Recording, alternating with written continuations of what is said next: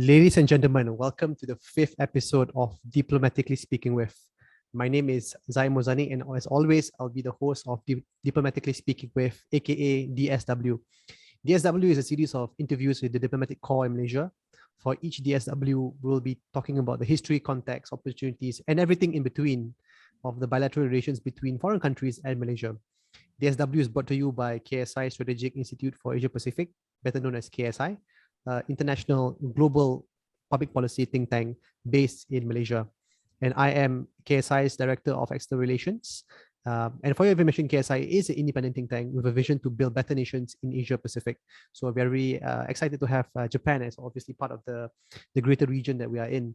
So today we are diplomatically speaking with the Ambassador of Japan to Malaysia, His Excellency Mr. Oka Hiroshi, on everything Japan-Malaysia relations. Your Excellency, how are you? Well, fine. Thank you. Actually, I'm leaving Malaysia Saturday this week, so I'm happy to be on board the programs. Thank you for having me. Thank you so much, Your Excellency. This is a perfect time for us to have you before you leave for your next assignment. So, Excellency, let me kick off the session by asking you this question. Can you tell us more about your background and maybe your appointment as ambassador of Japan to Malaysia?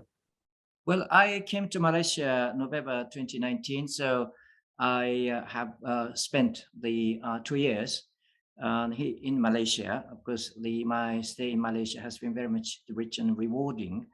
But within the career in the foreign service, I'm an Arabist in the Japanese foreign service. So I've been assigned to Saudi Arabia twice. I've been served in Turkey as an ambassador. So based on that career, being in Malaysia is, in a sense, an extension, because this is a kind of there is a kind of the Islamic culture, the influence we can find here, but at the same time, this is a very interesting detour away from the traditional home ground of the Middle East. Here we can find lots of the deep footprints of the cooperation between Japan and Malaysia. There are many more Japanese living and working in Malaysia than any other countries in the Middle East. So we are very much excited to be in Malaysia. That's perfect. Excellency, you arrived in November 2019, as you mentioned, and obviously you're leaving very very soon. What have been your top three priorities for the past 2 years when you were ambassador to Malaysia? Well, of course, looking back the last 2 years, my term has almost coincided with the COVID-19. So my priority is to make sure that all the Japanese and the living and the working here in Malaysia are in safe and secure environment. But at the same time, the priority is for the promotion of the bilateral relations between Japan and Malaysia in all the fields, the businesses and culture and educations, and strategic and security, because we have such a long-running friendly relations that goes back to the independence of Malaysia, and particularly has been boosted by the Lucas policy that have continued for the last 40 years. So my mission is here to, based on that, or building on that, the good records of the long-running friendships, how to advance and promote and deepen and widen the cooperations between Japan and Malaysia. It's interesting you mentioned about the Look East policy, because that next year we're celebrating the 40 years of LEP. But before we get to LEP and maybe the strategic policies between both countries, I was wondering if you maybe can give us sort of the historical context between Malaysia and Japan. And I know it's not an easy topic to talk to talk about, but maybe if you can give some context, because many of the ambassadors that we've interviewed have spoken about the people-to-people relations between both countries long before the formal relations. So if you can give a sense from your understanding of the historical diplomatic relations, or maybe not even diplomatic, just historical relations, and also the follow-up to that question is how would you describe the current relations between Japan and Malaysia? So sort of those two questions combined, Ambassador.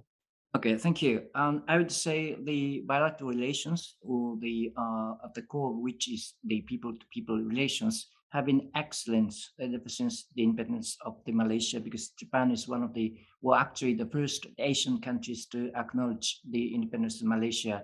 So ever since we have the many generations of the senior have worked hard and they conscientiously to promote the friendly relations between Japan and Malaysia. And we haven't noticed any single instance that will withhold, that will the, kind of prevent the friendly relations between Japan and Malaysia from developing. So in a sense, I'm very much lucky to be put my the feet on the ground where we can see such a fertile ground for growing and developing the bilateral relations in all the fields. Got it. That's excellent as well. I mean, people to people relations. Are, I mean, as you mentioned, you said that they're excellent.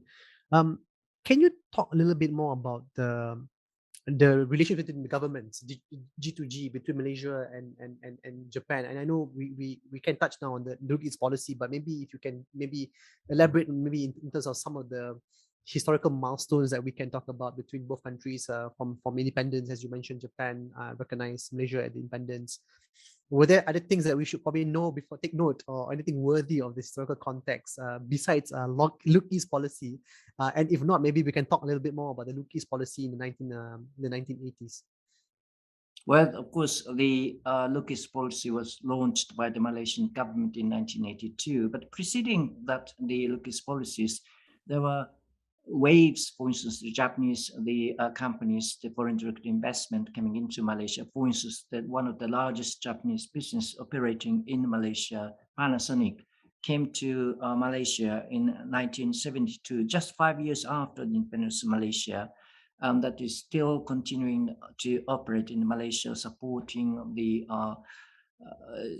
export and the upgrading and value added to Malaysia. So the I would say that the footprints of the friendship between Japan and Malaysia is very much deep, either by the G2G basis or to human basis. Well, the both the Japan and Malaysia are democratic countries, so it's by the choice of the people. Government may change, but regardless of the change of the government, the we have noticed, well, during the short span of 2 years I have been here, I haven't noticed any change of the attitude or tone on the part of the Malaysian government, the people, as regards to the aspirations to strengthen the friendly relations between Japan and Malaysia in all the fields, the business and culture and the research and security. And Ambassador, it's interesting that you mentioned of the long term relations, not just in people to people, but also the business links. And I didn't grow up in the 1980s where Dr. Mahathir famously pivoted to the east, specifically through the Look East policy. But I remember growing up in the 90s, and this idea of Japan. He to Dr. Mahathir in his first term really captured the imagination of the public by referencing Japanese values. The values of hard work, toil, humility, civic awareness. I remember that very vividly growing up. And this is obviously to Dr. Mahathir looking at Japan as the model for development, which subsequently also inspired South Korea and China to some extent. Um, how, when from the Japanese government perspective, look east policy now, next year will be the 40 years. How has that impacted the bilateral relations? I know it's impacted relations positively, but maybe can you talk more a little bit of the Japanese government perspective when this look east policy was introduced in the 1980s, and how has sort of the collaboration between both countries looked like through this look east policy? Well, the one of the very much tangible the legacies or the achievements of the Lucas policies are very much huge. The grouping of the alumni, those who have studied in Japan, who have received training in Japan and come back to Malaysia, and they are at the forefront of the every aspect of the Malaysian society. Some of the government officials, the senior ones, have learned they have studied in Japan, and they some are very much successful. The business persons have studies in Japan, and some of the leading the research in Malaysia has also had an experience of learning in Japan. So in that sense, we're very much happy to see a Japanese footprint is then contributing significantly for the developments of Malaysia. The alumni organization is very active. The presence of the alumni organization is very much unique. So they are the literary bridge between Japan and Malaysia. They are the human bridge. Uh, Working for the friendship between Japan and Malaysia. So we are very much grateful for the locus policy in terms of the creating such a the sustainable unwavering the human bridge between Japan and Malaysia, and that bridge is based on the mutual trust that we have nurtured, not simply because they're buying some commodities made in Japan. That's not the case. We have studied together side by side. We have worked together side by side in supply chains, either in Japan and either in Malaysia. So through working together, through learning together, we have developed a sense of deep, strong sense of the mutual trust. I don't think the presence of the mutual trust will go away in any instance. So in that sense, I would describe the bilateral relations very much deep and the trust basis and strong. No, I completely agree with you. I think you mentioned the alumni community of those studying in Japan extensive. I actually met many of them, and they always speak proudly of their time in Japan, and fluently speaking the language and also eating the food. Yes. And I want to jump. I know we want to talk. Usually the format of this interview is talk about trade and economic relations, but maybe can we talk a little bit more about the educational and cultural cooperation between Japan and Malaysia? Are there anything that is worth for the viewers that are listening now, for us to know about the educational, cultural, and then maybe anything else between Japan and Malaysia before we talk about the more serious stuff like economy and security? Okay. Well, the one of the challenges we see every year several hundred the Lucas policy students, Malaysian students, promising students go to Japan. So my mission is to ensure that those the uh, continuous the visit by the Lucas policy students will continue despite the COVID-19 situations. And I would say, alhamdulillah, and thankfully, through the cooperations between Japanese and the Malaysian government, we are very much happy to see the very much smiling face on those who have landed recently on the land of Japan. They are eager to start the learning in the Japanese universities. This is the kind of the things that we are working for. Friendship, well, partly for the academic research purposes, but at the same time, you rightly pointed out education is very much a broad concept. Of course, the acquiring a certain scientific knowledge is very important, but at the same time, the working together, living together, and the learning from each other. Uh, the way the ethics or work ethics, the in Japan, for instance, classrooms are organized and the sweeping is done not by the other people, but the people themselves are those who sweep and they clean the classroom. That kind of the things can be shared with whoever interested in organizing their classroom. So we have just started. Of course, we have been working for the started with the vocational training, TVET, how to enhance the programs of the TVET. We have now the established what we call the Malaysian Japan International Institute for Technology, that is to bring about Japanese style engineering educations. The university within the UTM has running for about 10 years, and now we are working for the establishing branch campus of Tsukuba University, which as a leading Japanese state university has produced three Nobel winners, the branch campus issues. But at the same time, we are also the working to promote or introduce Japanese kind of classroom activities, how we formulate, how we cultivate, how we develop the thinkings, the minds in a very much formative age. If this is of any reference in use to the Malaysian. So we are very much happy to be in Malaysia to address all the kinds of the educational cooperation. It is fantastic. Um, and also there are also many more initiatives like the Shape for Southeast Asia and Japanese Youth Program. There's also the Japan Foundation, which is also doing a lot of cultural diplomacy work in Kuala Lumpur. There's a Japan Foundation in Kuala Lumpur office. Um, A follow-up to that question, you mentioned about sort of this idea that there are a lot of Malaysians in education, sort of the knowledge transfer, technology transfer between Japan and Malaysia. Um, a question that I'm curious when I heard about this idea of uh, knowledge transfer and technology transfer, and I've been to Japan a few times, is the question of language. How easy or how difficult is the Japanese language to master, especially from the Malaysian viewpoint, Ambassador. If you can sort of comment, I'm curious to know because sometimes, because in Japan you speak Japanese. Maybe in Tokyo you can get away with some English, but for the most part in Japan you're encouraged or you must speak Japanese. How difficult or how easy it is to master the language or the Japanese language in this context.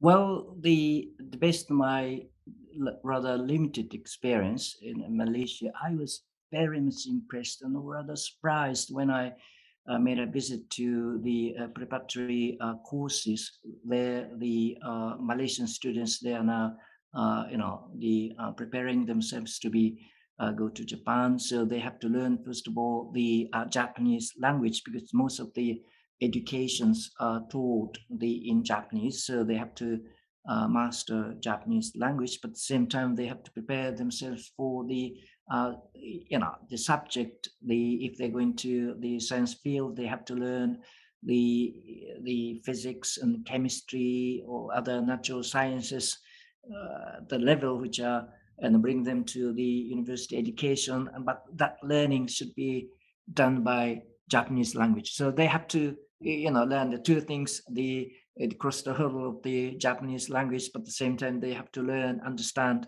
the subject. How daunting the challenge! But I was surprised that in the cruise rooms you discover that the students are talking among themselves in Japanese, not by English. So this is the kind of the outcome of the eagerness, determination, and perseverance, which all needed for the very much successful students. So I'm very much happy to see kind of the results of the ongoing creation of the Lucas policy, what is the creating for Malaysia and Japan. And I just want to say the Lucas policy is not simply the knowledge transfer. Mhm. Well, if there is an element of knowledge transfer, this I would emphasize that this is a two-way the Mm. transfer. We increasingly see, first of all, the number of the Japanese, the high schools or the university students are coming to Malaysia to learn, very much distinct, the unique, the environment where Malaysia is in, the multicultural social environment as well as very much unique the natural the climate environment because the as you know the Japan is a very much monolithic coherent society, so it's be easy for us to communicate among themselves. But the now the globalization is going on, so to be active in the international community, you have to train themselves in a footing which is different from the very much the static Japanese society environment. There in Malaysia, you can find a society very much lively, and you have to communicate across the cultural or even the religious boundaries to come up with a certain mutual understanding within the Malaysian society. So this is a very much unique and testing or training the field for the Japanese. So we are very much happy to see the increasing number of the Japanese coming to Malaysia. One of the reasons why the branch campus of Scuba is to be established in Malaysia is making use of this very much unique the educational the environments that Malaysia offers. Of course, Malaysia is the unique in the sense of this is a kind of educational hub. So you can see not only the Malaysian people, but the all the students from the Southeast Asia or Islamic countries, even the Middle East and Africa. So this is one of the reasons for the branch campus is to be established in Malaysia. But the Malaysia is offering the very much unique the environment. So this is one of the reasons where we are very much happy to see increased the two ways the educational cooperations between Japan and Malaysia. And you're absolutely right. I think you mentioned about this idea of more and more Japanese individuals and organizations, coming to Southeast Asia, including Malaysia, uh, getting the exposure. In fact, when I was one of the companies I used to work for in the past, we've had someone from Japan through a collaboration with Miti Maida and Jatro, a Japanese. So I actually had a chance to work with a Japanese colleague for about a few months. And my Japanese colleague was there to learn about the Malaysian culture, the entrepreneurship ecosystem. So yeah, absolutely interesting. It's sort of, if you think about it, like the Japanese informal Southeast Asia look Southeast Asia policy, looking at the rest of Asia, and maybe learning from the rest of us. Ambassador, let's jump into trade and economic relations between Malaysia and Japan. um, can you give us a sense of the magnitude of the economic relations between both Malaysia and Japan? Well, the Japan is the fourth largest trading partner for Malaysia. Japan is the third largest source of the foreign direct investment for Malaysia. The main areas of the Japanese the business used to be E&E, electronics and electricity. That remains unchanged, but we see increasing number of the new investments are coming into the new areas such as the digital and greens and the logistics and even retailers or the creational industries. Because the Malaysian society itself is changing, the people are becoming the richer. So there is we consider Malaysia partly as a kind of the producing basis for the very much the value added products. For instance, catheter, which you put into your bodies to support your circulatory systems, that requires very much sophisticated, manual processing process that is found. We found very much the qualified the people who can make this kind of very much sophisticated value other things in Malaysia. So this is a new type of the manufacturing which we are increasing see happening in Malaysia. But at the same time, because the Malaysia is at the center of Southeast Asia, so there are increasing number of Japanese business investing to set up the logistics center or training people for working the transportation or logistic industry. And of course, the riding on the movement for the green or digital, the some startup companies establishing their Southeast Asian headquarters in Malaysia because there is a good infrastructure, good quality talent in Malaysia, and they are kind of starting, for instance, providing the digital services, telemedicine, so that wherever you are, the people are receiving the equitable medical services in Malaysia. And also green, you have a very much rich hydrogen resources. Now we are setting up a certain the business frameworks where we produce hydrogen or ammonia in Malaysia and export to on surface transportation to, for instance, in Japan, and put the power generations the facility cleaner. So once the demonstration project is found to be efficient, effective, the commercially feasible, I would think very much the good potential for applying the hydrogen and ammonia to be used not only in Japan but all the rest of the Southeast Asia where they need energy to support the very much expected vibrant economic growth. So a wide range of different industries. Obviously, predominantly, you mentioned about E&E, and then now you mentioned a slew of different industries that we are collaborating on: biotech, green tech. Um, you mentioned about the energy industries. And what do you see as sort of, if you can mention the opportunities or challenges when it comes to the trade relations? Are we looking at a trend where there are increasing level of investment from Japan into Malaysia and vice versa? Or what do you see sort of the investment trend? I remember speaking to a lot of organizations and companies, countries, and they mentioned that COVID-19 has affected the investment levels. Well, the JETRO, that is the Japanese Government Trade Promotions, the Investment Promotions Office made the annual survey, The latest one was the one conducted the December last year. So we have to get the latest one to be done in coming December. But based on that figures, 40% of the operating business in Malaysia are thinking about expanding their operation in Malaysia, as opposed to 7 or 9% who are thinking about the downsizing their operation in Malaysia. So this shows that um, in general, the Japanese business are very much content, very happy about the business environment in Malaysia. But of course, the market is changing when it comes to introduce the high value added the segment into Malaysia. They need the talent to, for instance, R&D. So these are the areas that perhaps we would happy to work with the Malaysian governmental institutions and the business sectors to come up with a local talent which can handle the digital in increasingly the intricate the areas. This is one thing, and secondly, infrastructure. The high speed, the internet connection is a vital for the promotion digital industries and technologies.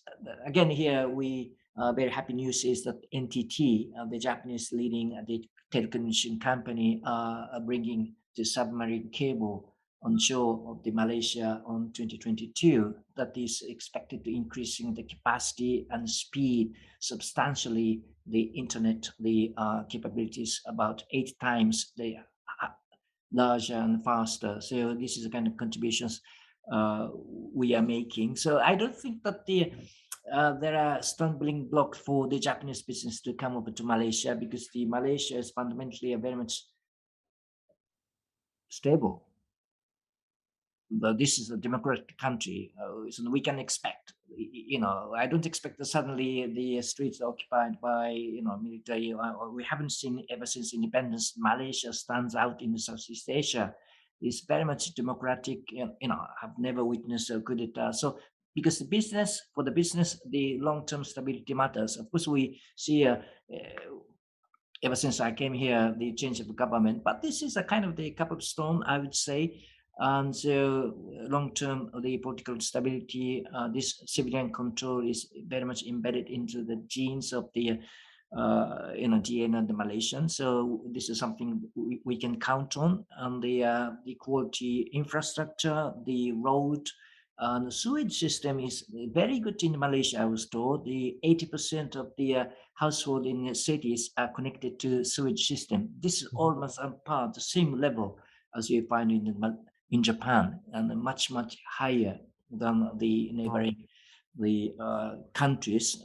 Again, I would say this is kind of the one of the contributions the JICA, Japanese, the developing assistance has contributed in this area. So the infrastructure wise, the stability wise, and English very well spoken, as you said. So this is a kind of advantage the Malaysia continue to offer to Malaysia, and the geographical locations Mhm. at the center of the Southeast Asia, Mhm. very much attractive for the logistic industries. So to attract more of a R&D value-added type segment of the industries, perhaps we need to address the talent that. True. It's interesting. One of the things that I really I found interesting what you mentioned was the idea of political stability, which has always been Malaysia's strongest suit.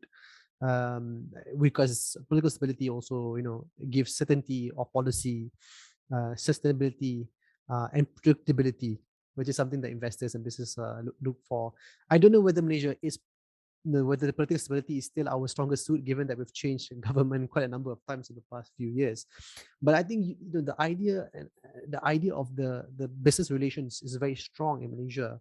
When you think about the business to business relations, I think of Majeka, the Malaysia Japan Economic Association, which has a long and deep history in fostering business relations between the two countries in trade investment, social and economic cooperation and tourism and other things. And I think it bodes well for both countries as we move on the next 10 years in our business relations. Um, Basically, I'm just looking at the time. I can't believe it's already been half an hour since we started this interview. I want to jump into the this idea of strategic and security issues between both countries. And I think this is a topic that maybe doesn't get talked enough in public discourse. But perhaps you can elaborate a little, the forms of security cooperations between Malaysia and Japan, because I know Japan has a free and open Indo-Pacific policy, which looks into upholding rules-based international regional order, including Malaysia, and then it's something that Malaysia welcomes because Malaysia has always been a proponent of a free and open region ever since the inception of ASEAN and the zone of peace in the 1970s. So maybe you can talk a little bit more about security relations and cooperation between Malaysia and Japan. Well, thank you.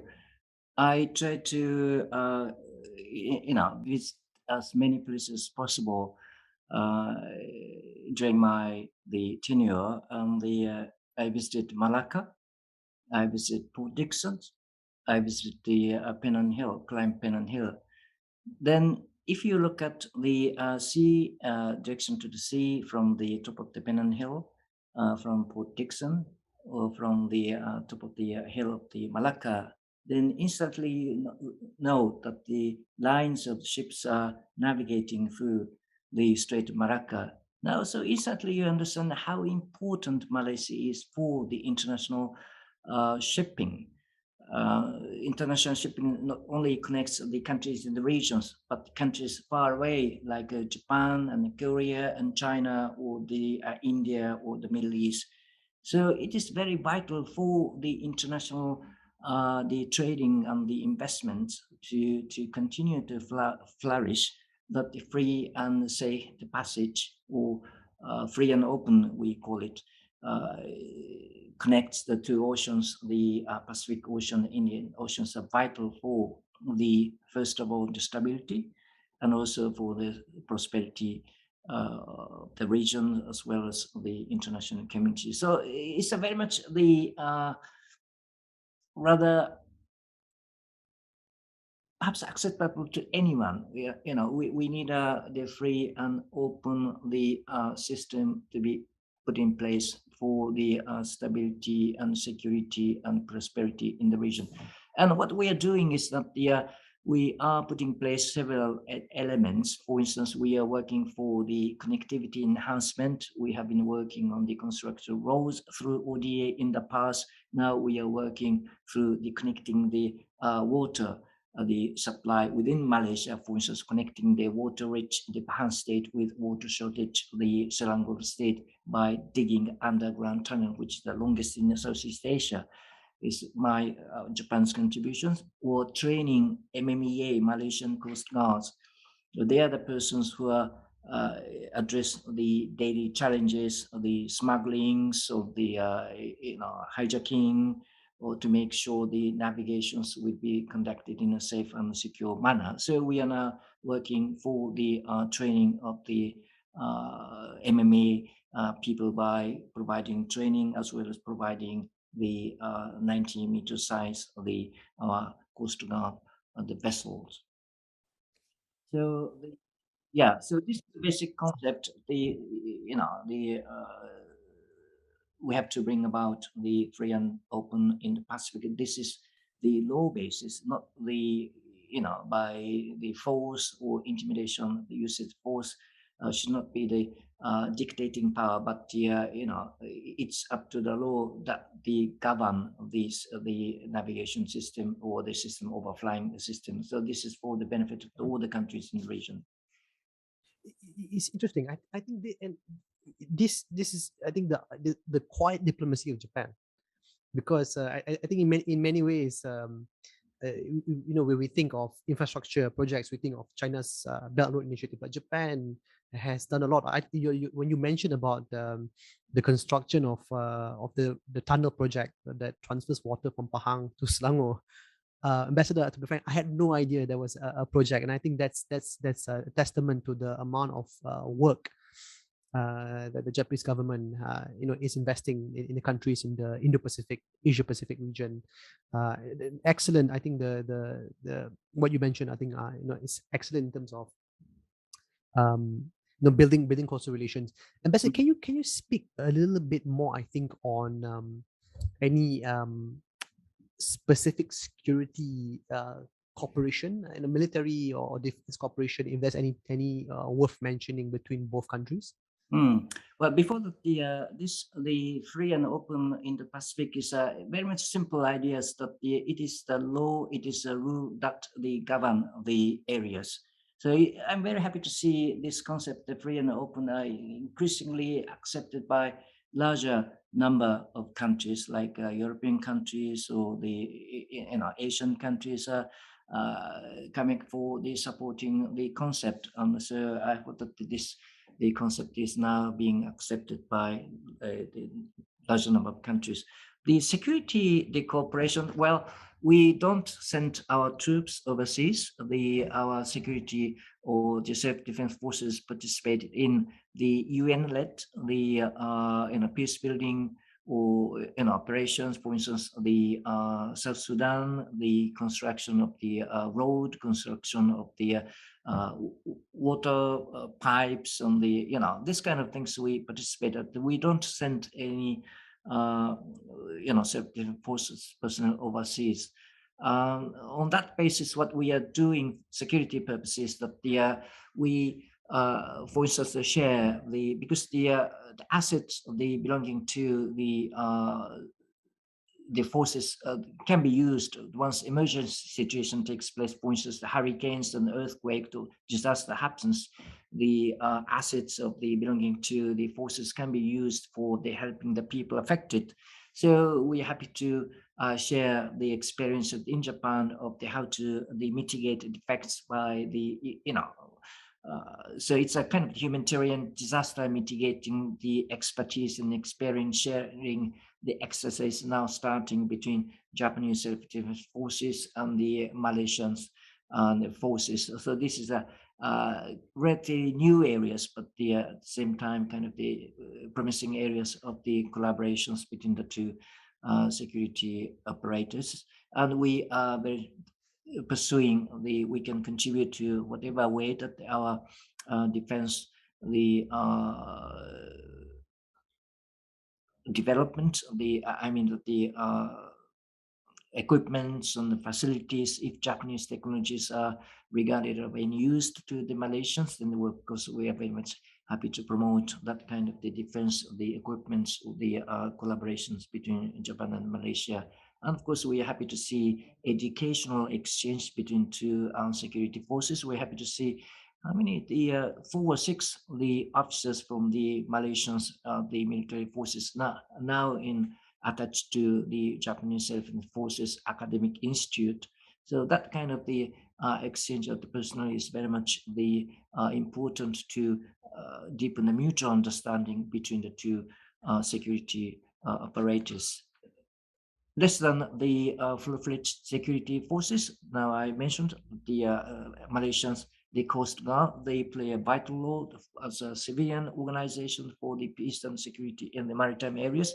This is the kind of the very much traditional area where we provide the support in terms of providing the assets or in terms of providing the training, etc.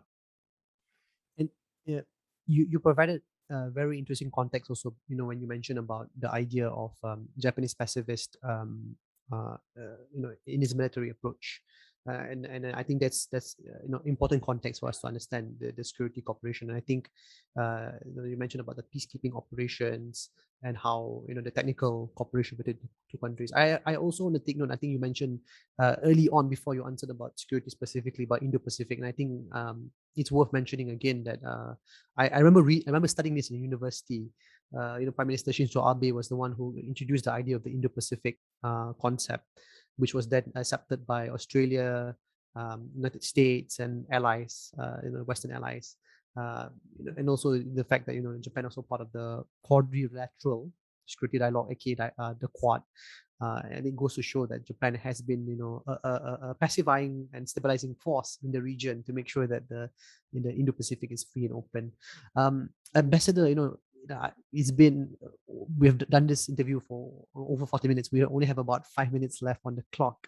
I want to ask you one final question, and I think this is a question. It's a call to action for people, our audience. If you think you're speaking to people, youth leaders, business leaders, policymakers that want to, build closer relations with Japan, whether it's through business, through youth engagement, through policy, what would be your call to action to them? You can even mention, where can they find, you or your predecessor, as your successor, how to find the embassy, if there is a way for them to connect specifically. But feel free to mention anything of that nature to our audience.